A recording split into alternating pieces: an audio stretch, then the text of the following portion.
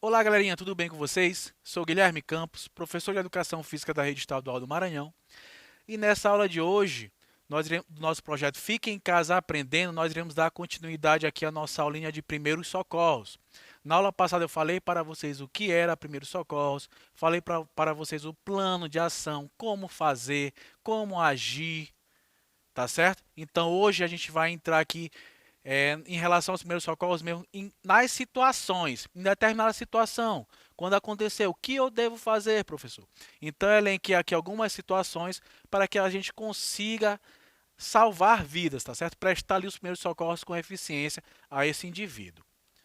Então, eu organizei a aula aqui, ó, primeiros socorros, aí nós iremos falar sobre o desmaio, sobre a asfixia, ferimentos, queimaduras, choque elétrico, entorses, fraturas e luxações.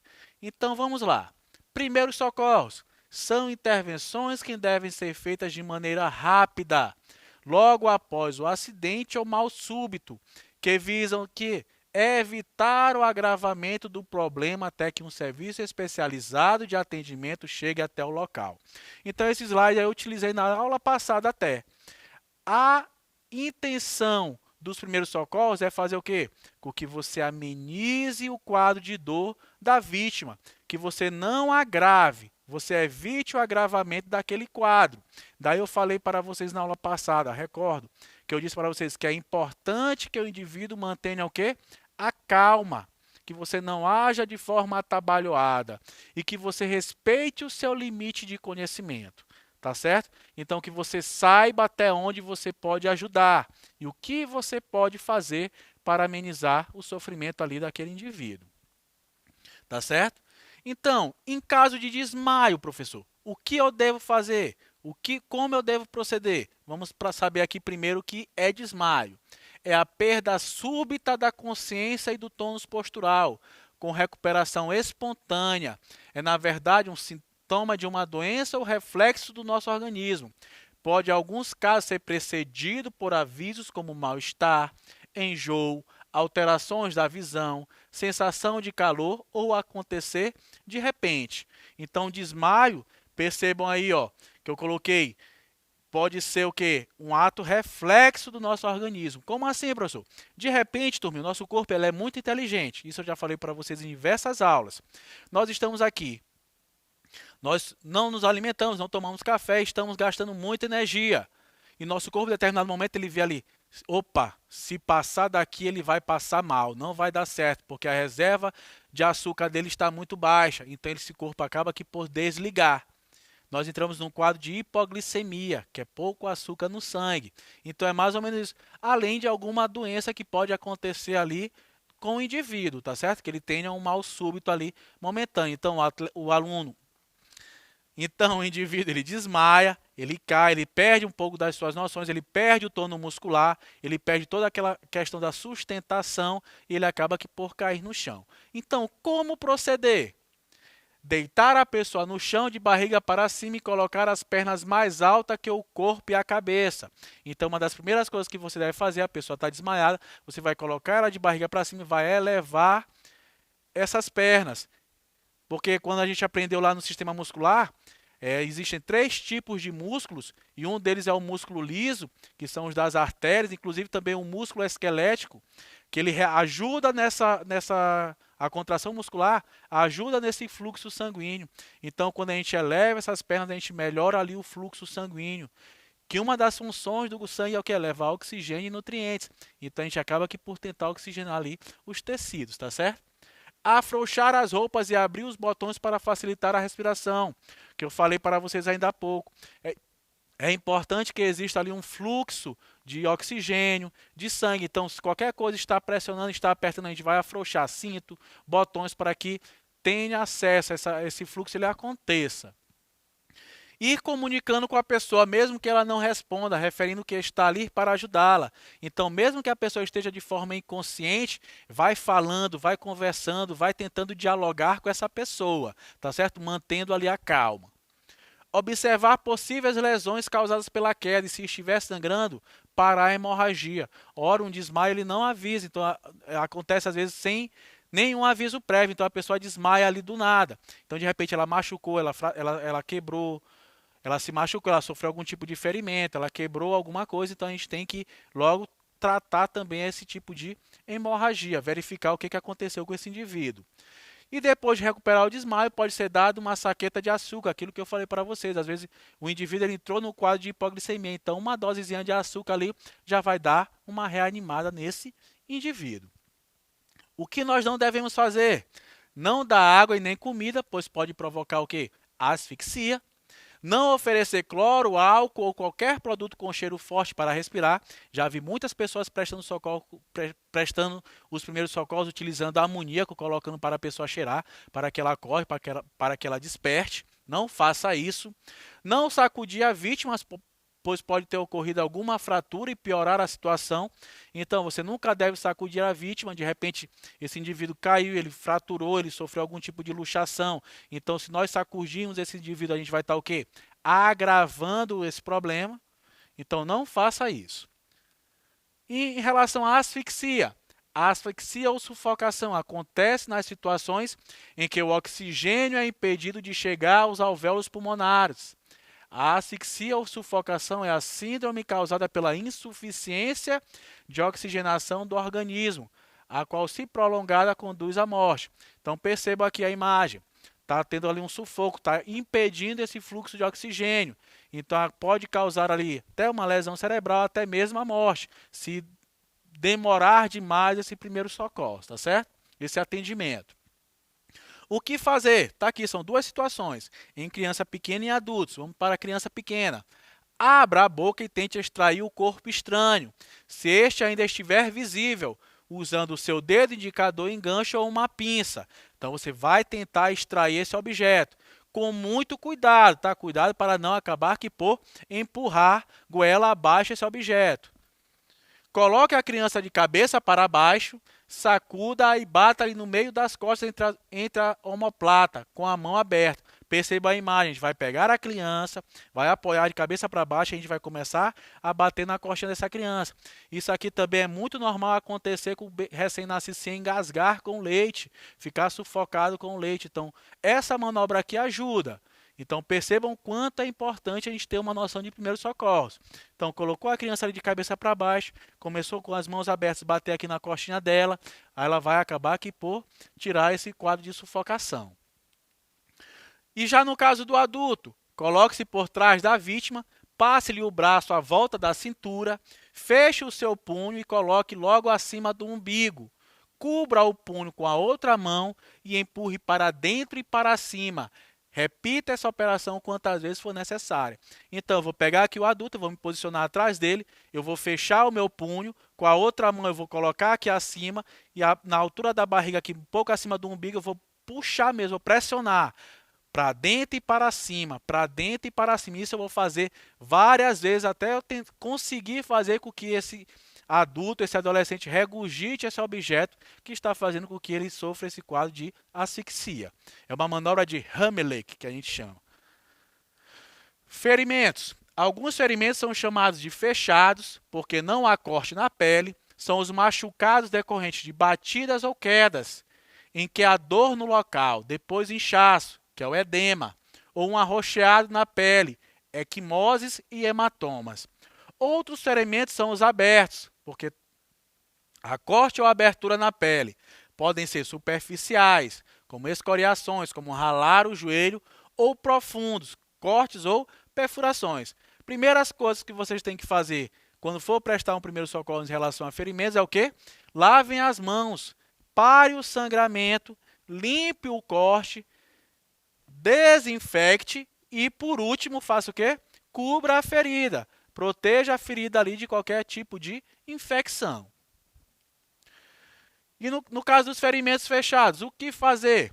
Aplicar gelo durante de 1 a 3 horas, com intervalos ali de 20 em 20 minutos, tá certo? O importante é sempre colocar aqui uma toalha, um paninho fininho, para que não coloque nunca o gelo diretamente na pele, porque o gelo ele causa queimadura. Manter a área acometida em repouso, tentar não movimentar essa área, porque ele já está machucado, já está lesionado. Se mais tarde, geralmente no dia seguinte, o local ainda estiver inchado e dolorido, aplicar calor no local para acelerar a cura. Então, nas primeiras 24 horas é gelo, depois das 24 horas começa a aplicar ali um calor também, tá? Em ferimentos abertos, nas feridas abertas superficiais e nos cortes pequenos, após os cuidados de limpeza, aqueles que eu falei ainda há pouco, fazer pressão com a gaze seca se estiver sangrando e mantendo a parte ferida em posição mais alta. Então você vai colocar essa mão em posição mais alta porque você vai desfavorecer o fluxo sanguíneo. Você vai com uma gaze seca ali pressionar até que esse sangue ele pare, né? Você estanque esse sangramento, pare essa hemorragia. Cessando a hemorragia, deve ser feito um curativo com gaze fixada, com esparadrapos que deve ser retirada no dia seguinte. Esse curativo ele deve ser realizado constantemente, tá? Ele não deve coloquei aqui e deixar esse curativo lá até ficar bom, não. Tem que ser trocado, tem que ser feito um curativo aí diário. Em caso de queimaduras, é toda lesão provocada pelo contato direto com alguma fonte de calor ou frio, produtos químicos, corrente elétrica, radiação ou mesmo alguns animais e plantas, como lavas, água-vivas, urtiga, entre outros. Podemos ter queimadura de primeiro, queimadura de segundo e queimadura de terceiro grau. Percebam aí na imagem, queimaduras de primeiro grau, elas atingem apenas o quê? Apenas a epiderme. Em queimaduras de segundo grau, ela já atinge o quê? A derme, já começa a ter aquelas formações de bolhas. E a queimadura de terceiro grau, ela já atinge ali a camada de gordura, ela já é bem mais agressiva, já é bem mais dolorosa e já causa perda de tecido, tá certo? Em relação, vou falar aqui para vocês, não está no slide, mas como vou falar aqui para vocês em relação à Água Viva, Caravelas, nós moramos numa ilha, Maranhão também tem muito litoral, e geralmente nos meses de agosto e de setembro a gente acaba aqui por visualizar muitas caravelas na nossa orla marítima, que tem aqueles tentáculos que acabam que por causar queimaduras, e uma das coisas quando você presenciar alguém que esteja queimado por alguma aquelas substâncias ácidas que esses tentáculos por defesa acabam que por liberar, nunca coloque água doce, tá certo? Se tiver um vinagre por ali, utilize vinagre ou então a própria água salgada, mas nunca água doce, que a água doce ela acaba que por espalhar esse ácido, tá certo? Então, se você for ajudar, dê dicas utiliza água salgada ou então um vinagre, tá certo? Nunca utilize água doce. O que fazer em caso de queimadura? Queimadura mantenha sempre a calma, é sempre desesperador. Imagine você olhando alguém pegando fogo. Nunca jogue água nesse indivíduo, tá certo? Vocês já fizeram um churrasquinho lá, a gente vê lá quando a gente está fazendo churrasco, que o fogo está muito alto, que a gente joga água nele. O que acontece? Sobe aquela chama. Então isso também vai acontecer com o ser humano. Então não joguem água. O que você deve fazer? Abafar. Pegue um pano limpo, alguma coisa que seja grosso, para também não ter facilidade para pegar ali fogo, e abafe. Você vai bloquear o oxigênio. O que alimenta o fogo é o oxigênio. Então abafe esse fogo. Molha, depois que esse fogo estiver controlado, estiver apagado, molhe a área do corpo, queimá-lo com água fria de forma que contínua, que aí sim vai esfriar. Não deve retirar a roupa que estiver usando, tá certo? Que de repente essa roupa ela já está colada no tecido, esse tecido já está muscular, esse tecido da pele já está danificado, então se você for tirar a pele, a camisa é arriscado sair pedaços de pele, então não mexa na roupa. Se possível, retire rapidamente os sapatos, relógios, anéis, de forma cuidadosa, porque depois que o indivíduo sofre uma queimadura, esse corpo acaba que por inchar e essas coisas que são mais resistentes, acabam que por ficar mais difíceis de sair. Tecidos ou materiais que grudam no ferimento, como o algodão, devem ser evitados.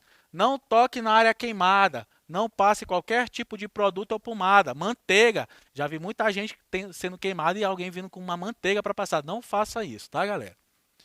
Choque elétrico é a passagem de uma corrente elétrica através do corpo, utilizando-o como condutor. Esta passagem de corrente pode causar um susto, podendo também causar queimaduras, parada cardíaca ou até mesmo a morte. Tá aí o indivíduo pegando choque. O que fazer? Corte ou desligue a fonte de energia. A primeira coisa que você deve fazer é desligar a fonte de energia, procura disjuntor e desliga o que está alimentando ali esse indivíduo de pegar choque. Afaste a pessoa da fonte elétrica que provocou o choque, porém o faça com auxílio de materiais que não conduzam a eletricidade. Nunca peguem uma base de ferro. Se estiver num local molhado, a água também é condutor de energia, não vá. como madeira, plásticos, pano grosso ou borracha. Chame uma ambulância particular ou pública. Caso esteja inconsciente, mas respirando, deite-a de lado e coloque em posição lateral de segurança. Por fim, se ela estiver inconsciente, não respirando, você vai realizar a massagem cardíaca e a respiração boca a boca. Em caso de entosses, é uma lesão ligamentar traumática, ou seja, que afeta os ligamentos de determinada articulação. Os casos mais comuns são de torção do joelho, tornozelo e dedos da mão. Elas ocorrem por causa de movimentos bruscos, principalmente durante a prática de esporte de contato. Tá aqui, galerinha, o tornozelo. O nosso sistema muscular ele é composto por músculos, ligamentos, tendões. O ligamento ele tem a função de dar estabilidade àquela articulação, tá certo? Então tá aqui, ó, um tornozelo. Tem seus ligamentos. Se de repente eu faço um movimento que a minha articulação até permite, mas um movimento com um grau muito maior, o que vai acontecer? Eu vou causar uma lesão no ligamento. Pode ser parcial, pode ser total. E isso é uma entorse. E quando eu causo uma entorse, o que eu devo fazer? Repouso, gelo, compressão e elevação. Você vai colocar esse membro de forma mais alta, você vai repousar, obviamente você não vai ficar mexendo ali naquela articulação, você vai colocar gelo e vai colocar uma certa compressão ali, uma certa compressão de gelo ali nesse local, tá certo? Em caso de fraturas, podem ser definidas como uma ruptura parcial ou total do osso e podem ser classificadas em abertas ou fechadas, de acordo com a lesão da pele ou não. Uma fratura fechada é quando não ocorre o rompimento da pele. Já a exposta é quando a pele é rompida e o osso apresenta-se exposto. Tá aqui, ó, coloquei duas imagens de uma fratura do mesmo osso, no caso o fêmur, que acontece aqui uma fratura fechada e uma fratura exposta. O que acontece com a fratura exposta? Tá aqui do ladinho aqui, esse osso ele acaba por ficar aparente. Ele sai do músculo, ele perfura ali o músculo. E temos a fratura fechada. Acontece também a fratura óssea, só que ela fica ali, ela não fica aparente, ela fica por dentro da perna do indivíduo ali. No caso de fraturas, o que fazer? Manter o membro afetado em repouso, nunca mexer, nunca tentar mexer nesse membro, imobilizar as articulações que ficam acima e abaixo da lesão. Tá aqui, ó, o indivíduo está ali deitado, mesma situação da fratura do fêmur, vou colocar duas espécies de tala aqui na laterais aqui, para tentar dar uma estabilidade maior a essa articulação, pedir para que ele repouse. Aqui, claro que nesse caso aqui eu vou fazer o quê? Eu não vou elevar, não vou fazer nada em relação à fratura. Em caso de fratura exposta, deve-se cobrir o ferimento de preferência com gaze esterilizada, sempre algo limpo. Não posso chegar lá, pegar um pano sujo e colocar ali, aplicar ali onde está acontecendo o ferimento. Ou um pano limpo. Se houver um sangramento muito intenso, é necessário fazer compressão acima da região fraturada para tentar impedir a saída de sangue. Então tá aqui, a gente vai colocar um pano limpo. Cuidado para não colocar muita pressão, não machucar. Isso aqui é muita questão da gente ter uma noção do que está fazendo ali e tentar pressionar ali para tentar amenizar essa hemorragia, tá certo? E em casos de luxações, pode ser definida tecnicamente como a perda de congruência articular, ou seja, quando o osso sai por completo de sua posição anatômica correta. Pode acontecer com qualquer articulação do corpo. Está aqui a imagem de uma falange luxada aqui, ó. Ela acaba aqui por sair do seu local. Ela era para estar aqui certinha com o dedo aqui, ó, tudo retinho. A falange medial, mas ela saiu ali, ela luxou, ela saiu do local. O que fazer em caso de luxação? Manter o membro afetado em repouso, imobilizar as articulações que ficam acima e abaixo da lesão e nunca tentar endireitar uma luxação. Você não tem conhecimento sobre aquilo, não tenta endireitar. Procure um atendimento, procure os primeiros socorros para que coloque esse dedinho aí no local, tá certo? Então, galerinha, eu vou ficando por aqui. Eu espero que vocês tenham entendido, tenham compreendido aí um pouquinho sobre os primeiros socorros, que vocês pesquisem, visualizem, assistam os vídeos na nossa plataforma, se interem sobre os primeiros socorros, que o primeiro socorro ele salva a vida, tá certo, galerinha? Então, até a nossa próxima aula. Vamos para cima, hein?